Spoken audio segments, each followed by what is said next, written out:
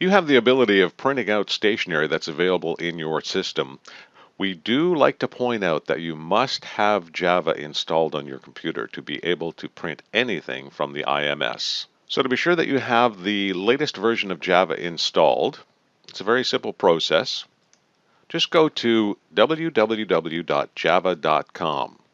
Do the free Java download and install it. Should only take you a few minutes. Once that's been installed, then you're all set to go. You can do some printing from the IMS. So you would go over, log into your system, and we'll open a record. In the record, go to Printing,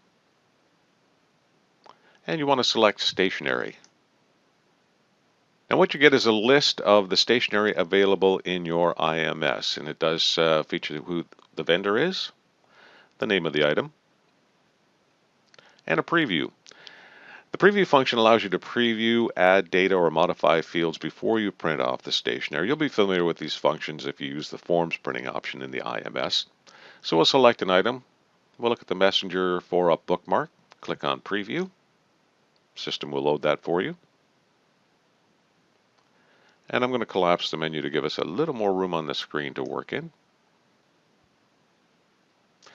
And there's our 4-up bookmark. Now you see this has been formatted with the name of the deceased, date of birth, date of death, the deceased picture, which is the primary photo from the Book of Memories. You'll also notice we have two tabs here to the left. One is titled Fields, one is titled Stationery. You'll notice that there are one of two in here available. So if you click the arrow over, it'll bring up the other bookmark option. And you can see that. You may see that there are 4 or 5 options in this stationery package. This one has 2. We'll go back to our original. Now the information from the record will be loaded into the stationery item you've selected. This is already set up with the fields. You'll see this is our date of death, a static text field, and the date of birth, and as mentioned, deceased name and the picture. The other tab to the left is Fields.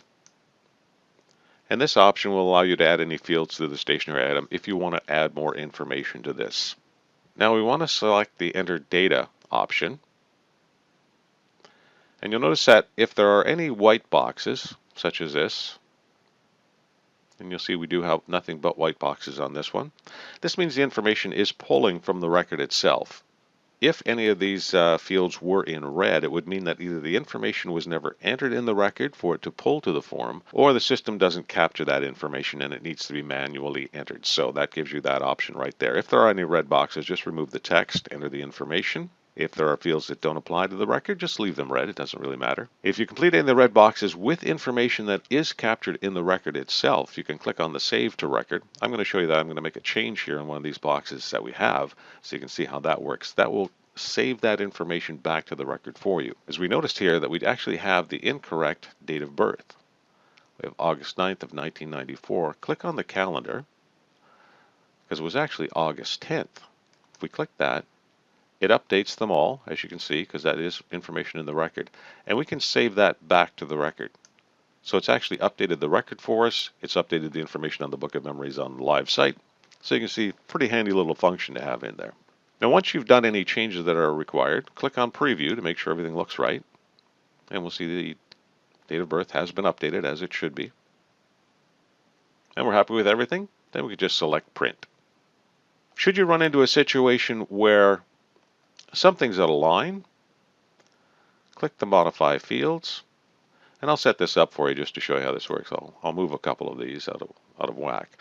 If you want to get those all aligned properly on the screen, here's what you do. Click on the first field, hold your Control key, click on the next one, and the next one, right-click, and you'll see you have these options. We want to align the top edge. And notice that popped them all in together. I guess we should have got the fourth one too, but we're okay because I'm just showing you how this all works. So we've got them all aligned properly now, so it's all looking very nice. You can also do that with columns. See, we had these all out of proportion. Once again, click on the first field, hold your Control key, click on the next one, and the next one. Now right-click, And what we want to do at this point is align the left edge. So you'll see how they all popped over. A nice handy thing too, when they're all highlighted like that, you can just grab one and bring them on over and center them properly. And now you're all set for printing once again. So to make sure that everything's looking good, we'll click Preview, and there's our preview.